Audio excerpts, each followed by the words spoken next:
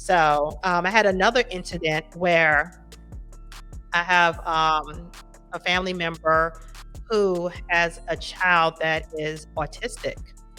And of course, with him being a teenager, he was going through, yes, he's autistic, but he's still a, a child. He's still going to be a teenager. And with all teenagers, they get highly aggressive. They get, you know, they just want to talk back but when you're an autistic teenager, you're not going to do the typical attitude possibly or the talking back possibly, but it's going to show itself. So instead of treating this child like an autistic person or a teenager and loading him up on tons of medication, I warned her. I said, listen, what they're going to try to do, they're not going to acknowledge that your child is a teenager. They just going to start the process of having them on 3, 4, 5, 6 medications, especially with him being a minority.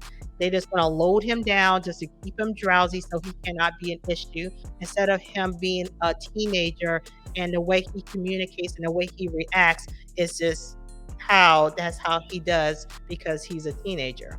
But either way, so sure enough, the doctor, my family member went to the doctor with a teenage child, and sure enough, like I told her, they tried to start off the gate with 3 antipsychotic medications for one teenage 13-year-old child. So, because she had a pharmacist in the family who was able to talk to her and warn her and to be able to have control of her child's health care, she was able to be empowered and started off with one medication, and that was all he needed. That was it. One medication that worked.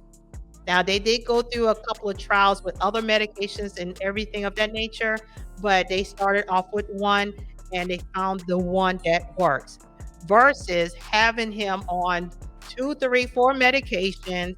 And he's so